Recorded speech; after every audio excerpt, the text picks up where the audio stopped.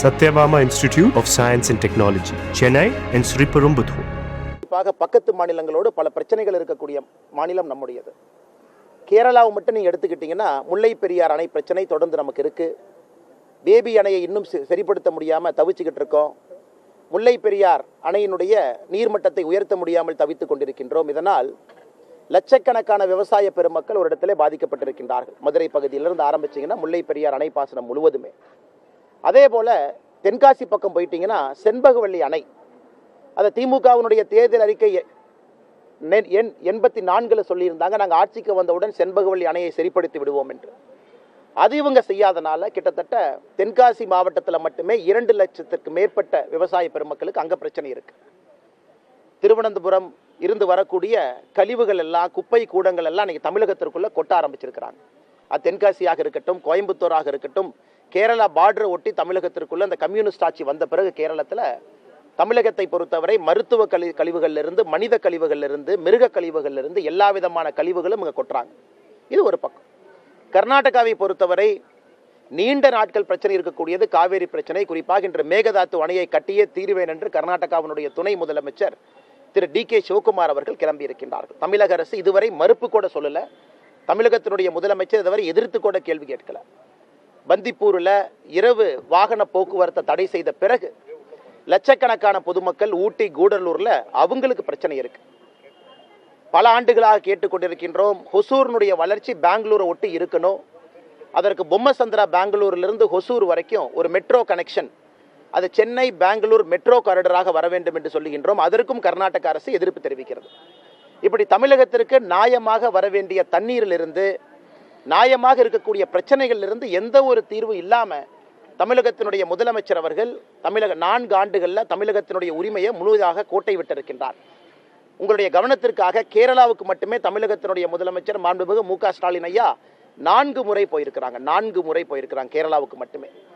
4 முறை போய் தமிழகத்தினுடைய பிரச்சனையை ஒரு முறை கூட பேசல. ஆனால் இன்று கேரளாவினுடைய முதலமைச்சர் திரு விஜயன் அவர்களாக இருக்கட்டும், கர்நாடகாவினுடைய துணை முதலமைச்சர் திரு டி.கே. சிவகுமார் அவர்களாக இருக்கட்டும், தெலங்கானாவுடைய முதலமைச்சராக இருக்கட்டும், இவங்க எல்லாத்தையும் சென்னையில் அழைத்து பிரச்சனையே இல்லாத இவங்க கற்பனைக்காக, இவர்களுடைய கனவுக்காக இவர்களாக ஏற்படுத்திய தொகுதி மறுசீரமைப்பு பிரச்சனை என்கின்ற நாடகத்தை அரங்கேற்றிக் கொண்டிருக்கின்றார்கள் ஐடிசி ஹோட்டலில்.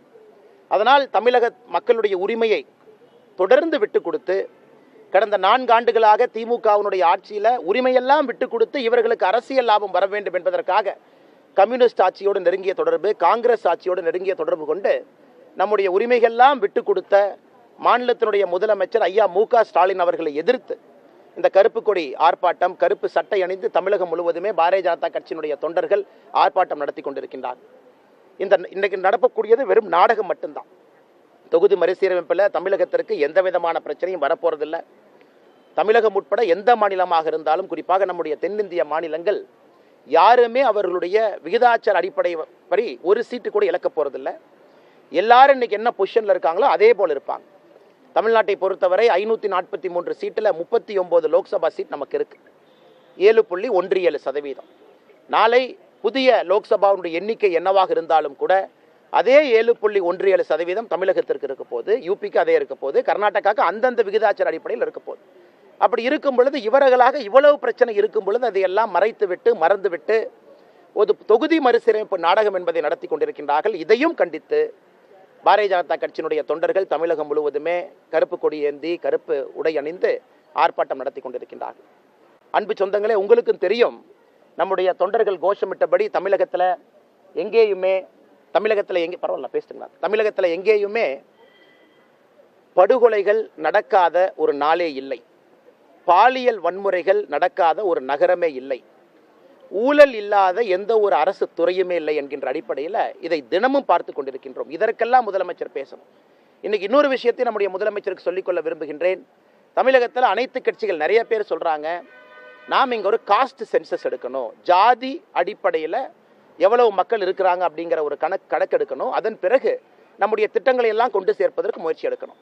இன்னைக்கு தெலங்கானாவுடைய முதலமைச்சர் வந்திருக்கிறாங்க. அந்த மாநிலத்தில் அவர் ஜாதி சென்சஸ் எடுத்திருக்கிறாரு.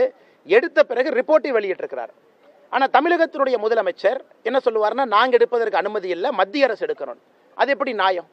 அதனால் தமிழகத்தினுடைய முதலமைச்சருடைய பல பொய்கள் இன்னைக்கு வந்து வெட்ட வெளிச்சமாகுது. தெலங்கானாவிலிருந்து வந்திருக்கக்கூடிய முதலமைச்சர் அவருடைய மாநிலத்தில் ஜாதி சென்சஸ் எடுத்திருக்கிறார். ஆனால் தமிழகத்தினுடைய முதலமைச்சர் எடுக்க முடியாதுன்னு மத்திய அரசு மேலே பழிய போடுறாங்க. அதையும் தெலங்கானா முதலமைச்சர்கிட்ட கற்றுக்குங்க. இதில் நீங்கள் தொகுதி மறுசீரமைப்பு பற்றி பேசுங்க, பேசாமல் போங்க. ஆனால் தமிழர்களுடைய உரிமையாக இருக்கக்கூடிய முல்லை பெரியாறு, செண்பகவல்லி அணை, மருத்துவ கழிவு கொட்டுதல் இதெல்லாம் கேரளாட்ட பேசுங்க. Bommasandra Hosur corridor, Chennai metro Bangalore corridor, குறிப்பாக பந்திப்பூர் இரவு நேரத்தில் செல்லக்கூடிய வாகன போக்குவரத்து பிரச்சனை, மேகதாத்து அணைக்கு எதிர்ப்பு சொல்லி அனுப்புங்க. இன்னைக்கு வந்திருக்கும் பொழுது எதிர்ப்பு சொல்லி ஆளுகின்ற கட்சியாக மத்தியில் இருக்கக்கூடிய பாரதிய ஜனதா கட்சி நாங்கள் எதிர்க்கிறோம். மோடி ஐயா தமிழகத்தினுடைய அனுமதி இல்லாமல் மேகதாத்து அணை கட்ட முடியாதுன்னு சொல்லியாட்டு. அப்படி இருக்கும் பொழுது தமிழகத்தினுடைய முதலமைச்சர் வாயை திறந்து தமிழகத்தினுடைய எதிர்ப்பை பதிவு செய்வதற்கு என்ன பிரச்சனை? இதையெல்லாம் முதலமைச்சர் அவர்கள் என்று செய்ய வேண்டும் என்று இந்த நேரத்தில் நாங்கள் வேண்டுகோள் விடுக்கிறோம். அவர் அரசியல் டிராமாக்காக இந்த மீட்டிங் இருந்தாலும் கூட ஒரு டீ பஜ்ஜி பிஸ்கட் சாப்பிட்ட பிறகு தமிழகத்தினுடைய உரிமையும் நிலைநாட்டி அந்தந்த மாநிலத்தினுடைய முதலமைச்சர்கிட்ட பேசி அனுப்புங்கன்னு நாங்கள் சொல்ல விரும்புகிறோம். அதை தாண்டி வந்திருக்கக்கூடிய பத்திரிகை நண்பர்கள் இந்த கடுமையான வெயில் நின்று கொண்டிருக்கின்றீர்கள். உங்களுக்கு நன்றியை தெரிவித்துக் கொள்வதோடு கேள்விகள் இருந்தால் கேளுங்கன்னா பதில் சொல்கிறோம். இப்படி வர்றேங்கண்ணா.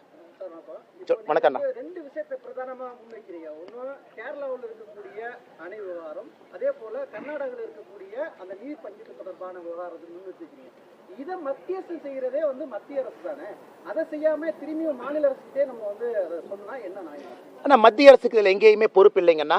மத்திய அரசை பொறுத்த வரைக்கும் 2018 காவிரி ட்ரிபியூனல் அமைத்த பிறகு சகோதரருக்கு தெரியும், மிக தெளிவாக பாராளுமன்றத்தில் நாம் சொல்லிவிட்டோம், மேகதாத்து அணை வந்து தமிழகம், புதுச்சேரி, கேரளா இந்த 3 மாநிலத்தினுடைய அனுமதி இல்லாமல் எங்கே நீர் உற்பத்தியாகி வருகிறதோ அந்த மாநிலம், குறிப்பாக கர்நாடகா மாநிலம், அங்கே அணை கட்டுவதற்கு அனுமதி இல்லை என்று சொல்லிய பிறகு டி.கே. சிவகுமார் அவருடைய பேச்சை இங்கே சுட்டிக்காட்ட விரும்புகின்றேன்.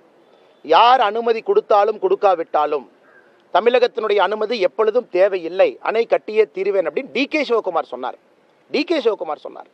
மத்திய அரசு என்ன சொல்லுச்சு, நீ அணை கட்டணுமா எல்லா மாநிலத்தையும் கலந்து பேசு, அதில் யாராச்சும் ஒருத்தர் அப்ஜெக்ட் பண்ணால் கூட அணை கட்ட முடியாது என்று தெளிவாக சொன்ன பிறகு டி.கே. சிவகுமார் அவர்கள் இதை அரசியல் பிரச்சனையாக இதற்கு எடுத்த பிறகு நான் சொல்வது, தமிழகத்தினுடைய முதலமைச்சர் இதை எதிர்த்து ஒரு குரல் கொடுத்தாரா? இன்னைக்கு டி.கே. சிவகுமார் சித்தராமையா அவர்களை அழைப்பதற்காக பெங்களூருக்கு இங்கிருந்து மந்திரி அனுப்புகிறாங்க.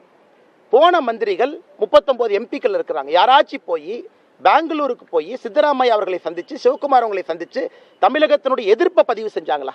எங்கேயுமே பதிவு செய்யல. எல்லா இடத்திலும் உரிமை விட்டு கொடுத்துருக்காங்க. கேரளாவை பொறுத்தவரை செண்பகவல்லி அணை, அது உங்களுக்கு தெரியும், 1953, 73 பல காலகட்டத்தில் பிரச்சனை வந்த பொழுது கர்மவீரர் காமராஜர் ஐயா முதல் பிரச்சனையை தீர்த்தாங்க. இரண்டாவது பிரச்சனை வந்த பொழுது புரட்சி தலைவர் டாக்டர் எம்ஜிஆர் ஐயா அவர்கள் தமிழகத்தினுடைய பணத்தை தூக்கி கேரளா கொடுத்தாங்க, ரிப்பேர் பண்ணிக்கணும். அதன் பிறகு கேரள அரசு என்ன சொன்னாங்க, நாங்கள் எந்த காரணத்துக்கும் விடமாட்டோம் என்று சொல்லிய பிறகு திமுக தன்னுடைய தேர்தல் வாக்குறுதியில் 84வது பாயிண்ட் செண்பகவல்லி அணையை சரி பண்ணுவோன்னு சொல்லியிருக்கிறாங்க. அது சம்பந்தமாக பேசுனாங்களா? இப்போ சகோதரருக்கு தெரியும், ஒரு மாநிலத்தினுடைய முதலமைச்சர் இன்னொரு மாநிலத்துக்கு போனாங்கன்னா என்ன பேசினாங்கிற செய்தி குறிப்பு பத்திரிகை நண்பர்களுக்கு கொடுப்பாங்க. செண்பகவல்லி அணையை 4 முறை கேரளாவுக்கு சென்று பேசலை.